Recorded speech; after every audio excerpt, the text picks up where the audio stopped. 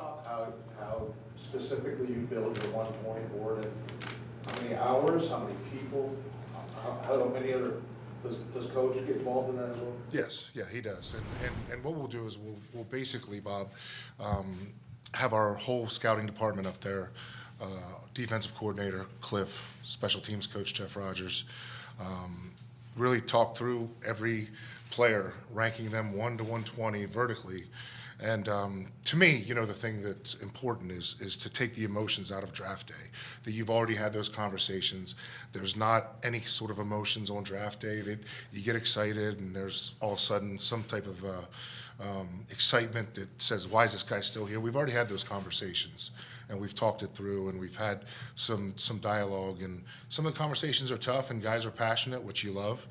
Certainly don't want everybody to agree on players. It's healthy, I think, to have some variance in grades and opinions. But that's what we're going through right now. So I think we have 50 players up right now so far, and we'll finish in the next couple of days. Has he changed the way you do the process? Every year, is it tinkered a little bit? A little bit, yeah. I think every year you just try to find some things that you can always improve upon. And I think more than anything, the one thing that I've thought about is over the years, instead of trying to cram it all into 1 or 2 days, is to try to be able to take a step back, put 50 up, then put another 30 or 40 up, and continue to sort of massage the board, make sure that you have the guys stacked appropriately. You guys have obviously re-signed a lot of your own guys. Could you kind of take us through the thought process heading into this offseason and free agency? And obviously there's a lot of fans who've talked about not going out and getting other guys, and what your kind of philosophy was on this whole thing.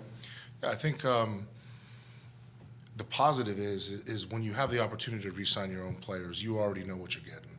You know, we have guys like Zach Ertz and James Conner, you know, guys like that have come back, AJ Green, that you know what you're getting in terms of preparation, work ethic, attention to detail. That's the hardest part about free agency, is it's not like college scouting where you get all the background information and you talk. Unless a coach has coached a player at another team, generally, you know, you're making some big commitments based off of what you see on tape, which is difficult because you don't know much about the person. With Kyler not being in attendance for off-season workouts right now, how does that impact your strategy going forward this week? Doesn't change it.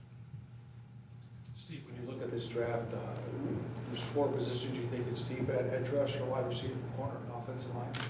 What do you think about that? Just that you have a couple picks in the first 3 rounds.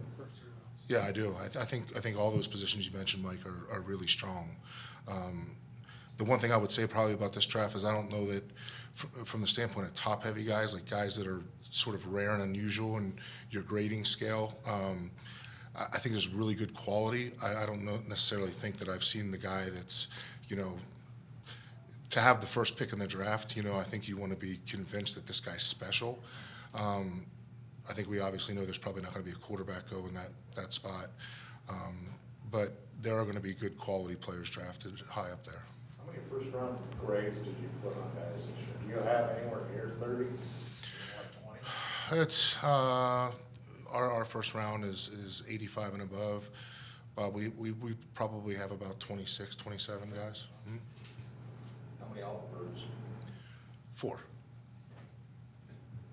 What's the challenge when you're at 23 and obviously so many things can happen in front of that, barring a trade or anything like that? But what's the challenge there, especially knowing that it could be just about a group of guys sitting there when it gets to you? Yeah, it's the hardest part is to try to think about who's legitimately going to be there. You know, you always sort of play it out in your mind and you think about different scenarios, and you have to go through that. And that's why we have our mock drafts and some of those exercises that certainly help the process. But it's tough. And I think the year we picked Dale Buchanan, I look back at that draft and I think about the way that the board fell, and that year we had 4 guys that we absolutely loved. I remember that, and they literally went right before we picked.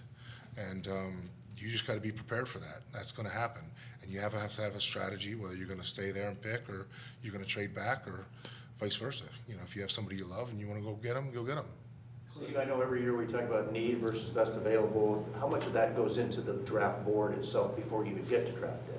Yeah, I mean, I think there's definitely some need that is factored in, But at the same time, again, I've always said this, you know, your needs in April and May are certainly different than they are in October. And you know, there's guys that, you know, in terms of age or contract status or whatever it may be, you know, you got to really have good players at all positions. And I think to leave a guy on the board just because of his position or positional need versus taking the best player, I think it's going to put you in a tough spot moving forward. Steve, what are some of the needs of this team as you look at the draft? Well, I mean, I think we all would acknowledge that, you know, edge rusher, wide receiver, corner, you know, any of those positions that are, you know, they're hard to find. I mean, listen, you know, when you look at the big picture, and then you also look at some of the things I like to factor into it and I think about is free agency. When guys get to free agency and they get paid the kind of money they get, you know, you're looking at left tackles, corners, you know, guys that are really hard to find, obviously quarterbacks. Now receivers are playing into that a little bit. Obviously, you know, when you see some of the salaries that these guys are getting at the receiver position, if you can get a number one receiver, there's no reason not to take one. So There's been a lot of speculation out there, the possibility of you guys trading Kyler. Can you rule that out? Zero chance. Kliff, do you get attached to anybody when you go through this whole draft process leading up? You find a guy you think, man, I would really like to have that guy on my team. Yeah, I think through the combine, and you have those 30 visits, you do dinner with them, get to know their story, see how they kind of act in a social setting. You definitely build a relationship and hope that you can get them. Kliff, what's it like being with a high-end kind of contract squabble or whatever you call this with Kyler? I know you and Kyler talk, and you know, being the middleman, like what is your role in this situation? Yeah, I think we both understand to keep it on a professional level. We just talk football. You know, we talk how we can get better schematically, X's and O's. He always wants to know about personnel, you know, who we're bringing in, who we're trying to sign, who we're trying to draft. But it's all about football. Did this whole issue, I mean, it seemed like this was one of the more stable franchises in the NFL, and then all of a sudden it wasn't stable. I mean, did this situation take you by surprise? No, I think this is the business of the NFL, and I think you see that around the league year in and year out, and it just comes with the territory. Kliff, what intangibles are you looking for players to join this roster? I think Steve has really done a great job bringing in high character, leadership, you know, all those things. You see some of the moves when you get a J.J. Watt, a Zach Ertz, a James Conner, A.J. Green. Those are great role models for these young players to emulate and watch and see how it's done at the highest level. And so we're going to continue to try and do that. We feel like that's helped us take some big steps the last couple of years, and hopefully that continues. Steve, if you have an option and you get George Karlaftis sitting there and Treylon Burks is available, you need both, you like both, I'm sure you really like both. Can you break down those two guys, what you like, and Kliff, how well would a guy like Burks fit in your offense? Who would you take? I want them both. I just want to pick your brain. I'm always trying to learn. They're both really good players. Obviously, the receiver at Arkansas is a big body that does a tremendous job with his catching radius, and Karlaftis is a guy that, you know, maybe doesn't have the bells and whistles in terms of bend and edge rush ability, but you know what you're getting. You know what I mean? Like, you know you are getting a man that has grown, and he absolutely loves the game. Where do you kind of see this receiver room now that we're approaching the draft? You got AJ back. Kind of how do you see that, and do you see a potential need there? I like what's in the room right now. I think we're always trying to find a young guy to develop, you know, after losing Christian, but really excited to see how Rondell steps into more of that role next year. And getting AJ, I think, was huge. We really liked what he gave us last year, on and off the field, and then obviously Hop, I mean, you saw the difference he made when he was in there. So hopefully we can get him back full go and have some younger guys, Antoine, Dortch, that we like, and we'll continue to develop them as well. Hey, Steve, we all know Michael's a hands-on owner. What is his role prepping for the draft, on draft day, and has it changed in the 9 years you've been GM? You know, kind of really hasn't changed, but the thing about it that's great is, you know, when you have an owner who's present, who's in the building, we have constant dialogue. So it's, you know, whether it's me telling them how the conversations are going upstairs with the way the board's being set, basically it creates sort of a checks and balances system, which I like, because it's not like he's looking at the players and evaluating them, but at the same time he's asking the right kind of questions. You know, why do we have this guy over this guy? Or, you know, why, you know, would you consider trading here? And it's great for me because, you know, sometimes you get tunnel vision in this situation, and it's just nice to have a checks and balances system where somebody can come in and ask questions that aren't maybe something that I would think about day in and day out, because he's looking at it from through a different lens. Steve, ASU had 8 guys that played to the combine. Not to get every single one, but what do you think about their class coming into the draft? Yeah, no, they have a number of good players. I mean, obviously they've done a good job recruiting some talent over there, and talked to Marvin Lewis quite a bit about their players, and obviously he's got a vast knowledge of what's playing in the NFL, and you know the back over there is a really good player. I really like some of the things that he's done, but you know it's always nice to, you know, to be able to try to get some local talent. You know, obviously drafting Eno was to me it was fun because, you know, to have a guy that's local and all the ASU fans in the Valley that can sort of rally and support him, and I think he's got a lot of upside. You know, he's got a bright future in my opinion. Steve, you all, obviously, the past couple of years have used your first pick for linebackers, Isaiah Simmons, Zayvon Collins, thinking they'd be the cornerstones of the future. Do you still feel that way about those two? Is this kind of the year that they have to sink or swim to some degree if this team's going to be good? Yeah, I do. I mean, I think Isaiah Simmons is a dynamic player. You know, he's got a skill set that's pretty rare, I think. Zayvon, you know, it's one of those situations where it's always tough whenever you have to be a rookie and try to call the defense and some of the challenges that presents.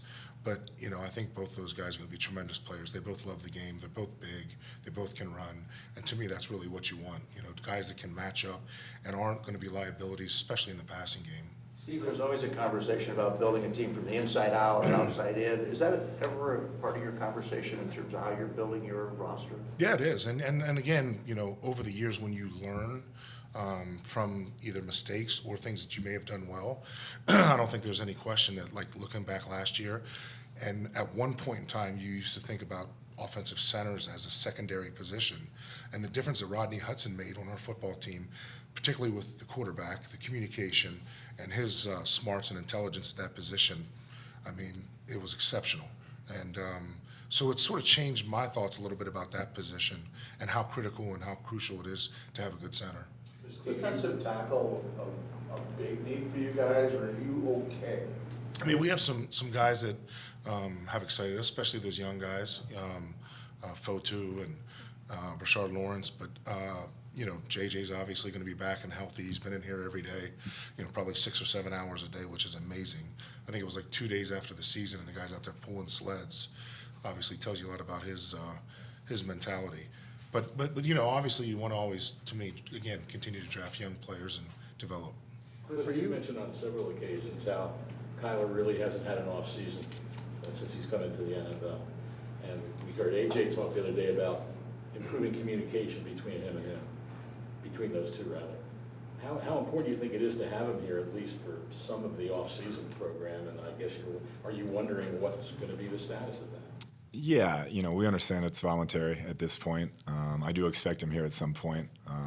But I think if you ask any coach, we'd all want him here a lot more than we get him, but that's part of the CBA, and they're all professionals and handle their business. Steve, how do you approach a draft like this where you guys kind of have that hole in the middle with the 4th and 5th round being out, at least at this point? How do you guys kind of approach it?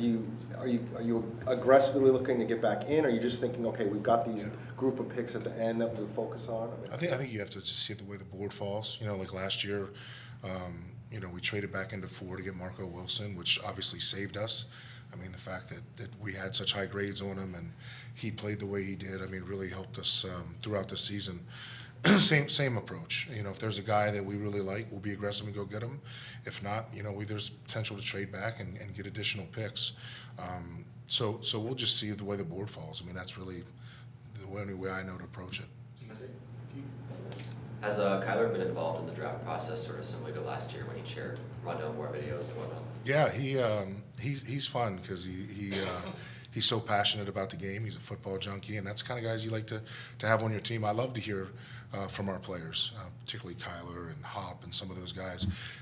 when you have a number of guys that are so involved, and Carson Palmer was like this, you know, you get a different perspective from players, which is good. You know, you have coaches who see things a certain way, you see scouts who see things a certain way, and then when you have players that come into the fold, and I mean, sometimes maybe they've worked out with them up at Exos, or they've you know, been to the college campus where they used to play, and they know the kid personally. And again, it's a different perspective, and to me, there's no reason why I shouldn't pick their brain and try to learn. Steve, so you and Kyler have been in conversation like recently in the past week or so? Mm-hmm. Okay. Yeah. Would you, I won't tell you what his wish list is, but he's got one. Steve, there's been some hints that he won't show up without a new deal. I mean, if you've got that impression from him, and then where does that stand with this contract? No, nothing's changed. And you know, really, the way we've approached it is we have free agency, we have the draft, and then, you know, we'll take a deep breath and sort of refocus. And that's the same reason that every other player that's been a third-year quarterback has been done in the middle of the summer to late summer. And it's no different for us. You know, it's just sort of the way that the system works. And but nothing has changed in terms of him being our long-term and short-term quarterback. Steve, knowing that you at some point were going to have to pay him, have you been talking about this, planning for this for the last 3 years then? Oh yeah, I mean, listen, I was a decent GM when Carson Palmer was our quarterback. When he retired, I wasn't very good. I am smart enough to know that Kyler Murray makes me a better GM. So, you know, again, we took him with the first overall pick. We love him. The guy's continued to improve. He's made us a better football team. So we're really excited about his future. For both of you, what did it mean to get contract extensions? It's the first time we've been able to ask you since that happened.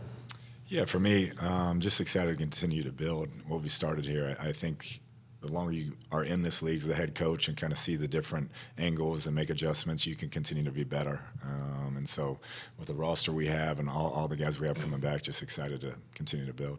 Yeah, same. Just, you know, fortunate. Obviously, love being here, and been here 24 or 5 years with the organization, and it means a lot to me. I think Brian Gutekunst, the GM with the Packers, he and myself are the only two GMs that started probably at the lowest level and worked our way up in those respective organizations, and just means a lot.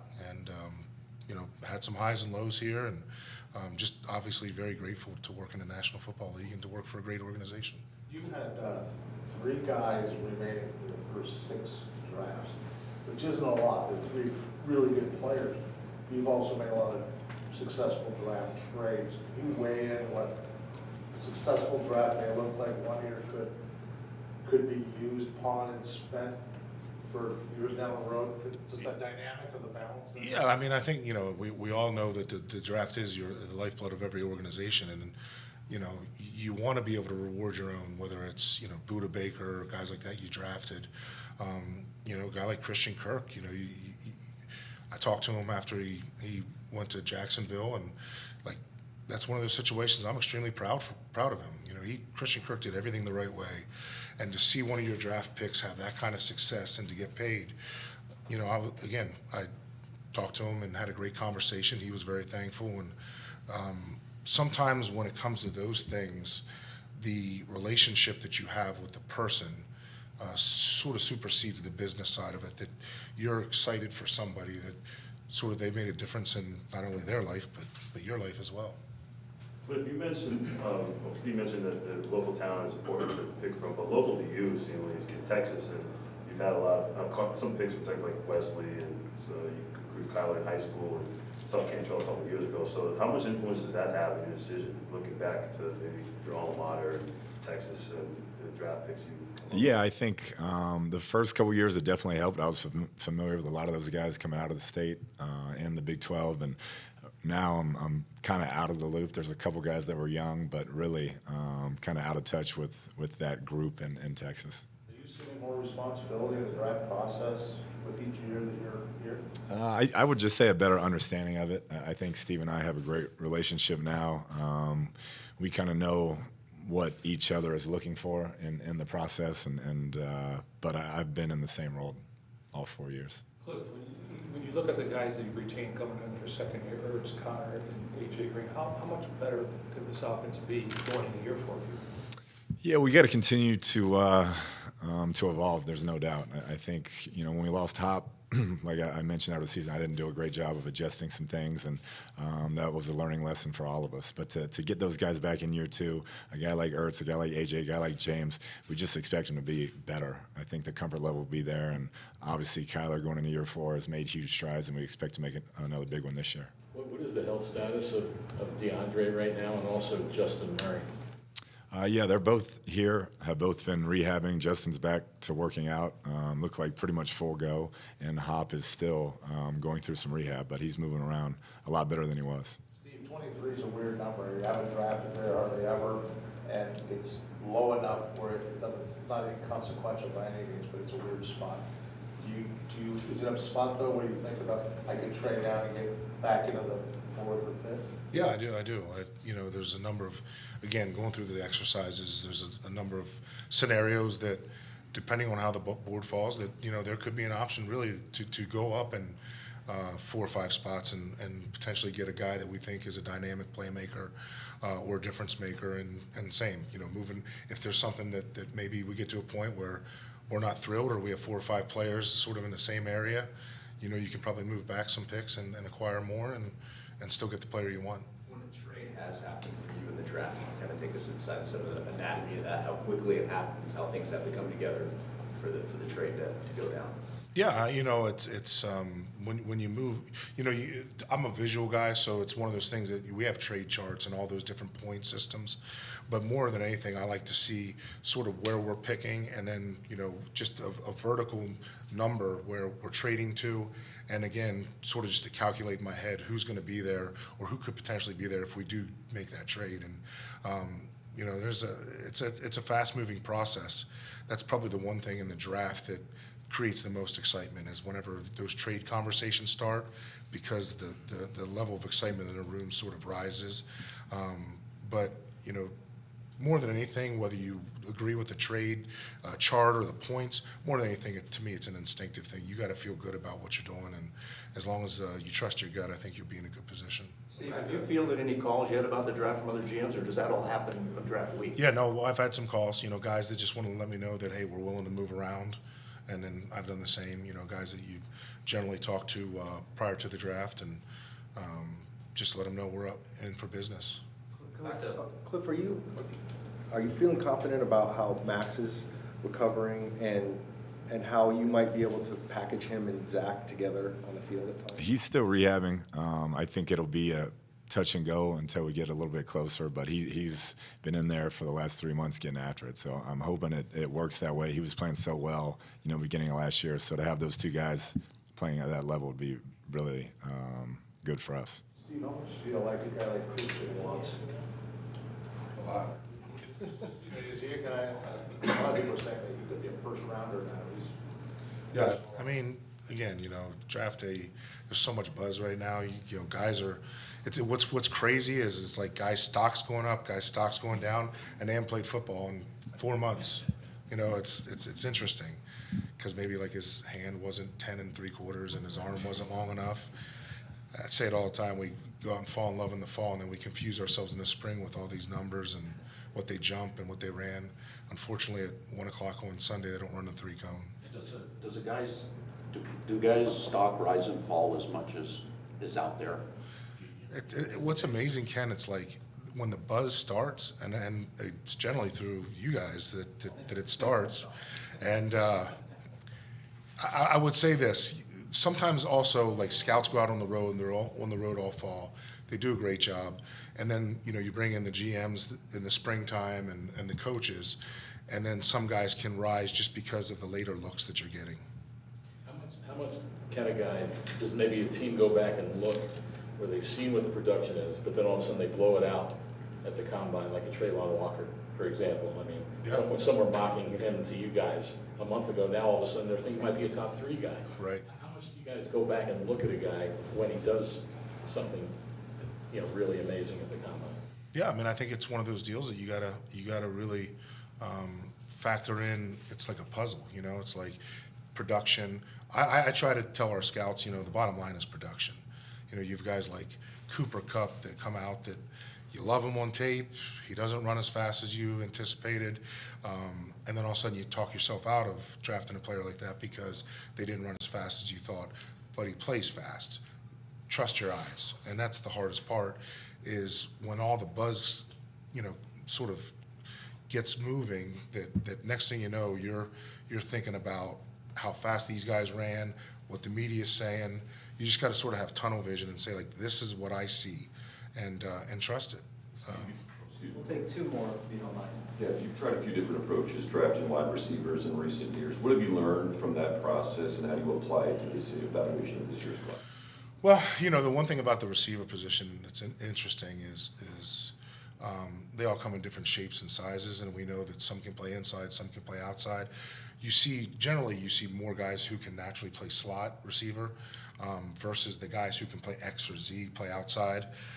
So that obviously brings a higher premium to those type of players.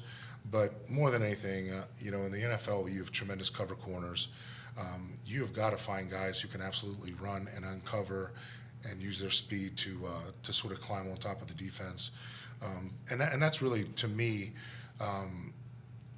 it doesn't just come down to that. It comes down to ball skills and production at that position, because there are guys who have tested well in the spring and run, and they're big and fast, but at the end of the day, they're not very good football players. And we tend to push those guys up the board, and that's kind of what I've learned is, again, guys like Cooper Kupp and other players. Christian Kirk was a great example of a guy who was probably a little undervalued because maybe he wasn't as tall and he maybe was thought of as a slot, but has obviously become a very good player.